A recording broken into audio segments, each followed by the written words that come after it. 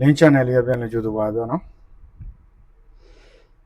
်ဒီနေ့ဗာလေးကျွန်တော်တို့ဝိုင်းစဉ်းစားကြမှာတော့ကျွန်တော်တို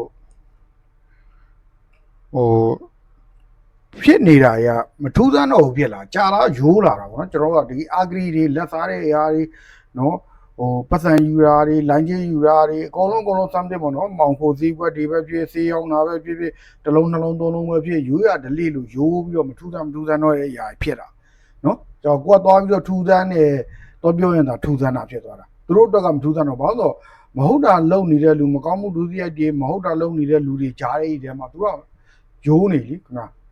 တတ်သမားအများတန်းတတ်နေပါပဲလीဟုတ်တယ်မလားတတ်သမားအများတန်းတတ်နေပါနော်အဲ့တော့မထူးဆန်းတဲ့အရာတွေဖြစ်တယ်ပေါ့ဗျာမထူးဆန်းတဲ့အရာအဲကြတော့နော်သူ့ဘာရသာတွေအတွက်ကတော့လူသေးမထမင်းစားရတာဖြစ်တဲ့အတွက်လူသေးတာကိုနော်မနှမျောဘူးတဲ့တတ်သမားတွေကတတ်မှထမင်းစားတာဖြစ်တဲ့တရားတွေသေးတာကိုမတနာဘူးတဲ့နော်ဆရာဝန်တွေကနော်ယောဂဖြစ်မှစေးကူးရတာဆိုတော့ယောဂဖြစ်တာကိုဝမ်းမနေဘူးတဲ့နော်ကျွန်တော်တိုင်းပြည်ပြမှာထမင်းသားမဲ့သူတွေကတော့တိုင်းပြည်ဖြတ်ဖို့နော်ဝင်မလေးဘူးတဲ့နိုင်ငံရေးသမားတွေကတိုင်းပြည်စုပူနေမှာထမင်းသားရမှာဆိုတော့တိုင်းပြည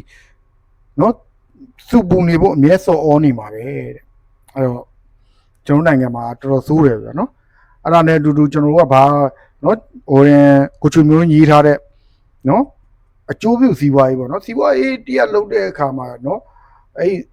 ကျွန်တော်အများအားပြောတယ်ဟုတ်ပြီကိုကဒီ small business နဲ့ပေါ့နော် SME တွေဖွံ့ဖြိုးတိုးတက်လာအောင်လုပ်ပြီSME တွေရောင်းချလို့ရအောင်ဈေးကွက်ကိုလည်းကိုက share ထွင်ပေးရမယ်နော်ဒါအကုန်လုံးဆိုလို့ချင်းခင်ဗျာဦးသိန်းစိန်လက်ထက်မှာခင်ဗျားလိုက်ဦးတန်းချွေလက်ထက်တွေပါမဖြစ်ခဲ့ဦးသိန်းစိန်လက်ထက်မှာခင်ဗျာတော်တော်ကြီးဟုံးဖြစ်ခဲ့တယ်နော်ပြည်သူတော်တော်များကြီးခဲ့တယ်မြစ်စုံဆိုတဲ့ရက်နော်ဟန်ဆက်ဒီဖုန်းဒီဘာညာအကုန်လုံးသူအဆင်ပြေအောင်မိဘပြည်သူများခင်ဗျားစိန်နှလုံ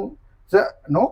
နှလုံးကုန်စက်အတူလေးထည့်ထားပြီးတော့နော်ဆက်ထည့်ထားပြီးတော့သူ့မှာစွမ်းတမန်လုပ်သွားတာဒါအကုန်လုံးဦးသိန်းစိန်ဆိုတော်တော်များကြိုက်တယ်မြန်မာနိုင်ငံမှာတော်တော်ကြီးမကြိုက်တဲ့အရာတောင်မှ60%ရာခိုင်နှုန်း90%ရာခိုင်နှုန်းဦးသိန်းစိန်ကိုကြိုက်ကြတယ်ဒါလက်ခံမဲ့ပိုင်း60%ရာခိုင်နှုန်း90%ရာခိုင်နှုန်းကြာကျွန်တော်ပြည်သူလူထုကိုဗဟိုပြုတယ်ပြည်သူလူထုအတွက်ကြည်တာတယ်ဟေ့ဆိုရင်ကျွန်တော်တို့ကနော်တွားသူဘလို့ပဲဖြစ်ခဲ့ကြိုက်ကြတာပဲနော်ပြည်သူဗဟိုပြုတဲ့အရာတော့ဖြစ်အောင်ပြည်သူမျက်နှာကိုကြည့်ရမယ်ဗျာအခုကျတော့အစိုးရဆိုတာအစာပဲယူသလိုပဲထင်တာပဲနော်အဲ့ဒါပြောသွားတာကမ္ဘာဆော်ဘီဟိုးပဲတခုမှတည်းအစိုးရဆိုတာအစာပဲယူတာဆိုတာနော်ဥစားကနာပြောလာဘယ်လိုမှမသိဘူးစာရေးဆရာတယောက်ပြောလာမသိဘူးထားလိုက်တော့နော်အဲ့တော့အစိုးရဆိုတာအစာပဲယူတယ်တော့မလုံးနဲ့နော်ကျွန်တော်တို့ကဒီ SME ကဏ္ဍတွေဖွံ့ဖြိုးမှတိုးတက်ရမယ်မှန်တယ် SME ကဏ္ဍကြီးအတွက်ဘာတွေလုပ်ပေးပြီးရောခင်ဗျာအတင်းကရော SME တွေကိုထုတ်ကုန်ဝယ်မဲ့သူတွေမရှိဘဲနဲ့ခင်ဗျာထုတ်ကုန်တွေများနေတယ်အဆင်ပြေလို့ဝယ်မဲ့လူတွေအတွက်ပါစီးပွားရေးအဆင်ပြေအောင်လုပ်ငန်းကိုင်ရင်းနဲ့အဆင်ပြေအောင်ဒီ SME ကလည်းနော်နိုင်ငံခြားနဲ့တူပြီးတော့ quality ချင်းပေါ့နော် quality မဟုတ်တော့ quality ကိုပြောနေတာ quality အရေးအသွေးကောင်းတဲ့ထုတ်ကုန်တွေထုတ်ပြီးတော့နိုင်ငံတကာနဲ့ရင်မောင်တန်းတဲ့ပစ္စည်းထုတ်မယ်ဆိုကျွန်တော်ကိုထုတ်ကုန်ပဲကိုသုံးမှာပေါ့အရှင်းဆုံးပြောတာ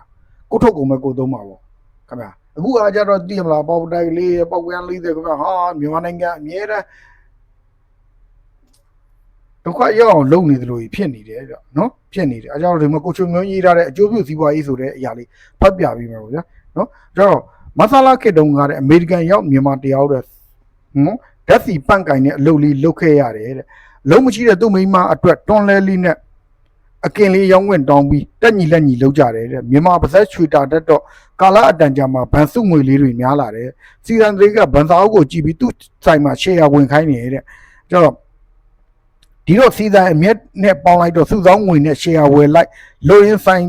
ကိုတဲ့ထောက်ဝက်ပိုင်လာတယ်တဲ့လင်မယားစီနှစ်ယောက်စလုံးကတဲ့မူလအလုပ်တွေကိုမစွန့်လွတ်ဘူးတဲ့လုံရင်းစုနေကြတာတဲ့အစုရှယ်ယာတဝက်ဖြစ်နေတော့တဲ့ထောက်ဝယ်မရတော့ဘူးတဲ့ဘန်ပဲအကြရတယ်တဲ့အရှားမလုပ်တတ်ဘူးလေတဲ့တနေ့ဘန်ကအရာရှိရောက်လာတယ်တဲ့လူကြီးမင်းကဘန်အငွေများနေပါပြီလုပ်ငန်းတစ်ခုစလုပ်ပါတဲ့ဟာဘာမှမလုပ်တတ်ဘူးဒီအတိုင်းပဲစုထားတာပေါ့တဲ့ဘန်ကမဟုတ်ဘူးလုပ်ငန်းတစ်ခုလုပ်ရင်လူအများကြီးဝင်ငွေရလာမယ်နော်ဘန်ကိုအထားတာကပတ်ဝန်းကျင်ကိုဘန်ကိုအထားတာတဲ့ပို့ပြီးတော့ပတ်ဝန်းကျင်ကိုအကျိုးပြုနိုင်နေတဲ့ငါတို့ဘာမှမလုပ်တတ်ဘူးဆိုတော့ဘန်ရာရှိကဒါဆိုအကြံပေးငှားရမ်းပေးမယ်သူနဲ့တိုင်ပင်ပါတဲ့မငှားချင်ဘူးငွေကုန်တယ်လို့ညင်းတော့ အကြံပေးကိုအခကျင်းငွေပေးဖို့ဘဏ်ကကူညီမယ်ဆိုပြီးတော့ငှားပေးလိုက်တယ်တဲ့လုပ်ငန်းတွေအဆင်ပြေလာတော့ဝင်ငွေတွေပိုများလာတယ်အဲ့ဒီတော့စီဆိုင်ပိုင်ရှင်က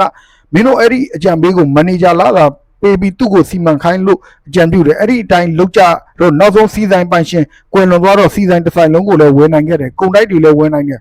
ဟိုတယ်တွေလည်းပိုင်သွားကြတယ်အလုပ်သမားတွေအများကြီးနဲ့တတိဖြစ်လာတဲ့လင်မယားကမဆလာခစ်တုံးကစောက်လို့ရဝန်ထမ်းတယောက်ပြသူလည်းတတိဖြစ်တစ်ချိန်လုံးကသူဝန်ထမ်းတုံးဘွားတုံးကသူ့ဆရာလည်းဝင်ကြီးဖြစ် USA ရောက်သွားတော့တပည့်တတိကဆရာကိုလာကြတော့ပြီးသူ့ဘွားကိုပြန်ပြောပြလိုက်တာပါတဲ့ပုံမြင်မဟုတ်ဘူးနော်တဲ့နာမည်တွေမရေးပါနဲ့ဗျာဆိုလို့ရှန်ခဲ့တာပါတဲ့အမေရိကန်ကကြီးပွားလောက်သူဆိုလို့ချင်းကြီးပွားနိုင်အောင်ကူညီတယ်တဲ့သူတို့တွေးတာကရှင်းနေတဲ့လုပ်ငန်းရှင်တယောက်ပေါ်ထွက်လာရင်ပတ်ဝန်းကျင်မှာလုပ်တွေများလာမယ်တခိုးချိုးတွေနဲလာပြီးအုပ်ချုပ်ရတာလွယ်လာမယ်တဲ့လူတွေဝင်ငွေရှိလာရင်စားမယ်တောက်မယ်ပျော်မယ်ပါမယ်ဒါဆိုဈေးရောက်သူအစအလှပြင်တဲ့လုပ်ငန်းအစုံဖွင့်လို့လာမယ်လူအများစုဝင်ငွေကိုစီနဲ့သုံးကြထုံကြရင်လုပ်ငန်းဆောင်ကဏ္ဍဆောင်အတွက်ထုတ်လုပ်သူစားသုံးသူတွေအပြန်လည်အကျိုးပြုကြလာနိုင်မယ်ဒီလိုနဲ့တိုင်းပြည်တစ်ခုလုံးဖွံ့ဖြိုးတိုးတက်လာနိုင်မယ်အဲ့ဒါလိုတွက်ဆပြီးလူတိုင်းကိုစီးပွားရေးလုပ်နိုင်အောင်ဘဏ်တွေကအစကူညီရမယ့်မူဝါဒတွေရှာထားတယ်အရေးကြစနစ်နဲ့ဝယ်ယူနိုင်အောင်ယင်းနှီးနေနိုင်အောင်ဖန်တီးထားကြတယ်လုပ်ငန်းကြီးထွားလာပြီဆိုရင်အခွန်ကိုရအောင်ကောက်တယ်ကျွန်တော်တို့ဖွံ့ဖြိုးဖို့ဆိုရင်ပထမဆုံးကြီးပွားတဲ့လုပ်ငန်းရှင်တွေရှင်းတန်ကြီးထွားလာဖို့အစိုးရကကူညီရမယ်အစိုးရကပြည်ပရှင်းငွေတွေကိုလည်းပြည်ပအတိုးနှုန်းနဲ့ရှင်းပေးတဲ့အစိုးရရဲ့ Congress နဲ့ဆိုလို့ရှိရင်ပြည်ပကရှင်းငွေမရစရာအကြောင်းမရှိဘူးလိုအပ်တဲ့ခေတ်မီစက်ကရိယာတွေကိုလည်းအစိုးရအာမခံတဲ့နှစ်ရှည်ရစ်ကြပေးရှေ့စနစ်နဲ့ရောင်းချပေးဖို့စီမံရပါမယ်မြေကြီးဈေးလို့မြေဈေးကြီးလို့ခေါင်းကိုက်နေလားကျိုးပြင်တစ်တော် area တွေတပုံတပင်မြေယူထားတဲ့ခရိုနီတွေဘာမှမလုပ်ပဲပစ်ထားတဲ့မြေတွေပြန်သိမ့်တကယ်လုံးမဲ့သူတွေကိုဝင်းကားလိုက်ရင်မခတ်ပါဘူးလမ်းကြီးလျှက်စစ်မခတ်ပါဘူးလျှက်စစ်ဆိုဂတ်တွေအများကြီးပဲဆိုတော့စနစ်ထုတ်လို့နီးတွေပစ္စည်းတွေလည်းတပုံကြီးပဲကျွန်တော်တို့စီမှာကားတို့ရေကက်တစ်တာတို့အဲကွန်တို့ကိုလူအသုံးဆောင်လို့မတတ်မှတ်ပဲမဆလာခိတ်ကဥပညင်ရဲ့ကွန်မြူနတီအတွေးခေါ်နဲ့ဇင်ကန်ပစ္စည်းလို့တတ်မှတ်ပြီးမတန်တဆအခွန်ကောင်းနေတဲ့စနစ်ကြီးကြောင့်တိုင်းပြည်တစ်ခုလုံးလူနေမှုအဆင့်တန်းနှိမ့်ကျဇဲဖြစ်နေရတာကိုသုံးသပ်တစ်ပါပြီဈေးပေါ်ပေါ်နဲ့ကားတွေလွယ်လွယ်ဝယ်ရရင်တောင်သူတွေလည်းကိုယ်ကားနဲ့ကိုယ်လဲတွေလေယာထုတ်ကုန်တွေကိုတင်နိုင်မယ်လုပ်ငန်းရှင်တွေလည်းကားအတွက်မရှိမဆန့်ကုန်နေတဲ့အရင်းအနှီးတွေကိုထုတ်ကုန်အတွက်ဓာတ်ရိုက်သုံးနိုင်မယ်ကျွန်တော်တို့သူရှမ်းသာမှာကိုရှမ်းသာမယ်ပြီးသူရှမ်းသာမှာအစိုးရလည်းစစ်မှန်တဲ့ရှမ်းသာမှုရမယ်လို့တွေးသင့်ပါပြီတဲ့တယ်လီဖုန်းတွေရှားပါအောင်လုပ်တဲ့စုပ်ရှားပါအောင်လုပ်စုပ်ကင်ထားပြီးပြည်သူကိုကိုယ်သွေးစုပ်ခဲ့တဲ့မဆလာခွေးဖြစ်သွားပြီးလမ်းမှန်ကမ်းမှန်ဆောင်ရွက်ခဲ့တဲ့ဦးသိန်းစိန်ကိုနတ်လူတာရုခေါ်ခဲ့ရတာသင်္ကန်းသာယူကြပါတဲ့ကိုချွေမျိုးဝင်းအဲ့တော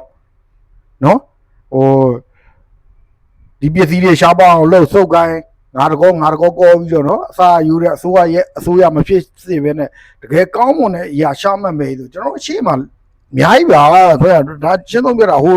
စကားလိုပဲခင်ဗျာကျွန်တော်မြန်မာနိုင်ငံထဲမှာကြံခဲ့တဲ့လူတွေကိုခင်ဗျာညိုင်မမီတဲ့လူတွေမှထင်နေတာပေါ့ခင်ဗျာညိုင်မီလို့ခင်ဗျာလေဒီတစ်ခုပိတ်ထားတဲ့ဟိုဘက်ကကြီးထွက်တဲ့ရအောင်ဆိုပြီးတော့အကျင့်ပြဝန်ထမ်းတွေနဲ့ပေါင်းပြီးတော့လုံနေတာဗျာညံနေဘလို့လဲလိုက်မယ်ဘလို့သွားလိုက်မယ်ဘလို့ကိုရှောင်းလိုက်မယ်ဆိုတဲ့အရာကြီးနဲ့ခင်ဗျာလုံနေတဲ့အရာအများကြီးပဲအဲ့တော့ကျွန်တော်တို့ကမဆလာကွန်မြူနတီစနစ်လိုပဲငါတို့အကုန်လုံးရှုပ်ကင်ပြီးတော့သိမလားကြက်ဥသေးတဲ့ကြက်ဥလေးလိုက်ရောင်းပြီးလဲကြက်သားသေးတဲ့တကွက်လေးပဲလေခင်ဗျာဘယ်နေရာရောင်းနိုင်လို့ဘူးကြက်သားလိုက်ရောင်းပြီးနေပြီဝေးတော့ခင်ဗျာဘယ်မျိုးနေတွေပါခင်ဗျာမျိုးနေပါလားပေါင်းနေကျွန်တော်မျိုးနေလည်းမပါဘူးလေခင်ဗျာကြက်ဥရောင်းပြီးခင်ဗျာတို့ပါလားပါဘူးလေခင်ဗျာအဲ့တော့တတိုင်းပြည်လုံးလဲထိရောက်တာလည်းမဟုတ်ဘဲနဲ့နော်စေမီတိုတွေနဲ့သိမလားလက်ပူတိုက်ပြီးလုံနေတဲ့အရာမျိုးကျွန်တော်တို့ကဒါရမဖြစ်တင်တော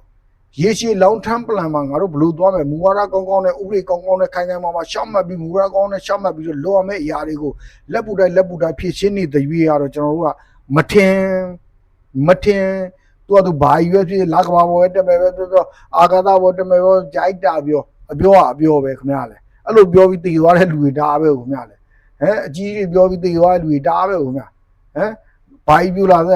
ဘာကြီးစိတ်လာပြိုးတရားတဲ့ဘာကြီးတည်တာတွေကစိတ်မပါလိုက်ဘူးလို့ဘာကြီးပြိုးလာဘာကြီးစိတ်ပိုင်ပြိုးတရားကိုခဏလေးတဲ့ဘာကြီးတည်တာတွေကစိတ်မပါလိုက်ဘူးခင်ဗျာအဲ့တော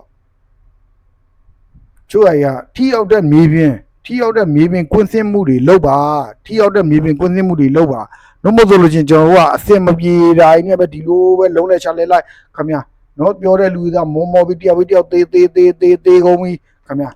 ဘာဖြစ်လောင်ဘာဖြစ်လောက်လေးခင်ဗျာကျွန်တော်နိုင်ငံမှာကခင်ဗျာဟာပြောလိုက်တော့ဖခင်ကကျောင်းကတိန်ကြိုက်ပြီးဖြစ်နေလိုက်တာသူတို့ရဲ့စိတ်ဓာတ်တွေကြတော့ရုပ်မာလိုက်တာခင်ဗျာအခုတေကန်နီးလေးခင်ဗျာလောဘကြီးလေးပဲတေကန်နီးလေးလောဘကြီးလေးပဲကျွန်တော်ကြီးမှလည်းရှိတေကန်နီးလေးခင်ဗျာအာရခွေးချင်းတွေကြိုက်နေကြတာဟမ်ရှန်ဒီယိုတွေအတင်းတိုးကဟိုဘက်ကဒီဘက်ကနဲ့ဟာပြဿနာတက်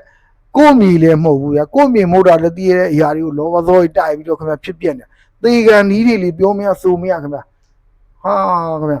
အဲ့တော့ကျွန်တော်ပြောအဲ့လူငယ်တွေပြောလူငယ်တွေမင်းငါပြောတဲ့ຢာကြီးစဉ်းစားမင်းတို့ပွေးဒီຢာကြီးငါတို့လက်ထက်ကြရင်မဖြစ်သေးဘူးငါတို့အလှငါတို့လူကြီးလုပ်တဲ့ခါကျရင်ဒီຢာမျိုးတွေငါတို့တိုက်ဖြတ်မယ်ငါတို့ပူပေါင်းပြီးတော့လုပ်မယ်ဆိုတဲ့ຢာကြီးနဲ့လုပ်ဖို့လိုတယ်နော်အဲ့ဒါမှရမှာရောမင်းတို့ကောင်းနေတကယ်ငါတို့လူငယ်တွေပဲအားထားတော့လူကြီးတွေကခင်ဗျသေကန်နီးတွေလေလောဘကြီးလေပဲသေကန်နီးတွေတော့အခုကျွန်တော်ကြီးမှဖြစ်ပြနေခင်ဗျဟာကိုမြေလည်းမဟုတ်ဘဲနဲ့အတင်းရှန်သီယိုတွေတိုးကအပြုတ်ကဟာဘာတွေမှန်းမသိရခင်ဗျဟမ်ပြောလိုက်လူမျိုးကြီးဘာသာကြီးပြောတဲ့ဆိုရပြီးတော့အမဲလှုပ်သေးတာခင်ဗျဟမ်လူကြီးပါဆိုတဲ့လူတွေကခင်ဗျအဲ့လူမျိုးခြားဘာသာခြားတွေကိုပြောရဲအထင်လို့တော့မပြောဘူးကိုယ်ကချင်းချင်းပဲထိတာခင်ဗျတကယ်အဲ့ဒီအရာတွေလည်းဟာမသိကျွန်တော်တို့နိုင်ငံသားတွေကျွန်တော်တို့ဗမာတွေမသိလုံးတဲ့အရာတွေကအဲ့ဒီဟာတွေပဲခင်ဗျသူတို့ကလည်းမသိလုံးအောင်လုပ်ထားပြီးသားလေတက်ရှိုးတူခွဲထားပြီးသားခင်ဗျဘယ်ထဲကပြောမယ်ဆိုကိုလိုနီခေတ်တွေကလွတ်လပ်ရေးပြန်မပေးခင်တည်းကကျွန်တော်တို့တနိုင်ငံလုံးသွေးခွဲထားပြီးသားအဲ့သွေးခွဲမှုရဒီနေ့ဒီချိန်ကြီးအောင်မြင်နေတော့လေခင်ဗျအောင်မြင်နေတော့ခင်ဗျမလုံမရှုံမပြုတ်ဟာကိုယ်နဲ့မဆိုင်မပြောနဲ့ကိုယ်နဲ့မဆိုင်ဒီမြန်မာနိုင်ငံမှာနေရမြန်မာနိုင်ငံမှာဖြစ်ပျက်နေတဲ့အရာကြီးမင်းနဲ့လည်းဆိုင်တယ်ငါနဲ့လည်းဆိုင်တယ်အကုန်လုံးဆိုင်တယ်ဟမ်အကုန်လုံးဆိုင်တယ်မင်းတို့မစီလုံးလိုက်တာမင်းတို့တွေအဲ့ချွတ်ချုံကြတဲ့ဘုတ်ကလုံးကသူများရဲ့ကြုံပြန်ဖြစ်မှာနော်ကြုံပြန်ဖြစ်မှာနော်ငါတို့လူငယ်တွေအားကြောင့်ပြောနေတာစီလုံးမပြောနေတာအတိတရားတွေဝင်ဖို့ပြောနေတာမင်းတို့တွေအုံနောက်တွေထည့်ပေးလိုက်တာလည်းခါမဟုတ်စဉ်းစားတွေးခေါ်မင်းတို့ကောင်တွေတိလောက်ငွေလေးမြင်လိုက်တာတို့ကမပတ်သက်တစ်ခုခုမြင်လိုက်တာတို့ဆိုမင်းတို့ရတကယ်ဆိုနိုင်ငံကိုရောင်းစားတဲ့ကောင်တွေခင်ဗျာနိုင်ငံကိုပြန်ပြက်စီးနေတဲ့ကောင်တွေအဲ့လိုတွေမဖြစ်စေခြင်းမဖြစ်စေနဲ့ငါတို့နောင်လာနောက်သားတွေညီငယ်ညီမငယ်တွေနောက်မျိုးဆက်တွေငါတို့ကြီးကောင်းကောင်းမွန်မွန်ဖြစ်အောင်လုပ်ရမှာမြန်မာနိုင်ငံကြီးကိုအသေးအတန်ခင်ဗျားတို့တမိုင်းတွင်မှာပဲလေခင်ဗျာအခုကြည့်လိုက်လေခင်ဗျာကိုအောင်ဘန်သူဘလို့ပြောဘလို့ဆိုခင်ဗျာဦးနေဝင်လည်းပြောခတာပဲဦးနုလည်းပြောခတာပဲဦးသိမ့်သိမ့်ခင်ဗျာဦးတန်းချွေဒါပေမဲ့အဲ့ဒီထဲမှာဘလို့ဖြစ်တော့အေးဒီလူကတော့ကောင်းတယ်ဟေးဒီလူကတော့မကောင်းဘူးဒီလူကြီးကတော့မကောင်းတော့ခင်ဗျားရက်ွက်တွေဘာအချုပ်ရင်မရှိဘယ်အချုပ်ရင်မတော့တခုံစားတာဟေးလက်စားတာဟေးအိမ်တော်ကြီးကဖောက်ပြန်သေးရဲ့မရေငယ်တွေနဲ့မရေကြီးတွေနဲ့ချုပ်ချက်တွေခတ်ခင်ဗျာပြုတ်လဲပြုတ်သွားအောင်ခင်ဗျာအမှသူများတရူးကပက်လက်မျိုးကြီးတော့ဘယ်သူမှစောက်ပွဲလုံးမခံရတဲ့ရာကြီးဖြစ်တာပဲလေခင်ဗျာတလုံးကြီးကလူကြီးဖြစ်နေမှာမဟုတ်တော့တလုံးကြီးခင်ဗျာဟုတ်တယ်မလားအဲ့တော့ဒီနေရာတွေဝင်ကြပါနော်ကျွန်တော်တို့လူငယ်တွေကိုပဲပြောတာပါလူကြီးတွေကိုမပြောပါဘူးနော်လူကြီးတွေကခင်ဗျာတေကန်နီးလေလောဘကြီးလေငါတို့လူငယ်တွေလောဘမကြီးဘဲနဲ့ငါတို့နိုင်ငံရှစ်စိတ်တွေနဲ့ငါတို့မြန်မာနိုင်ငံဆိုတဲ့အရာကိုကဘာတီသွေးချိနေအောင်လုပ်ဖို့အတွက်ငါတို့လူငယ်တွေမှာတာဝန်ရှိတယ်အဲလူကြီးတွေကသွားမပြောနဲ့တော့လူကြီးတေကန်နီးတွေကတော့သွားမပြောနဲ့တော့နော်သူတို့ကတာဝန်မရှိသလိုပဲသူတို့ကအတွေ့အေးသေးဖြစ်သွားပြီတာဝန်ရှိတာငါတို့ဘာလို့ငါတို့လက်ထဲရောက်လာတဲ့အရာကိုငါတို့နောက်လူငယ်တွေကိုကောင်းကောင်းမွန်လက်ဆင့်ကမ်းပေးခဲ့ရမယ်ဟုတ်ပါလားနော်တော့အားလုံးနော်အတိတရားတွေဝင်စဉ်းစားဒါလှုပ်သိမ်းမလှုပ်သိမ်းဒါအကောင်အစိုးအကြောင်းအကျိုးဒါကုသိုလ်အကုသိုလ်အဲ့ဒါတွေငါတို့ခိုးခွဲခြားခြားသိရမယ်နိုင်ငံကိုရှစ်ပါ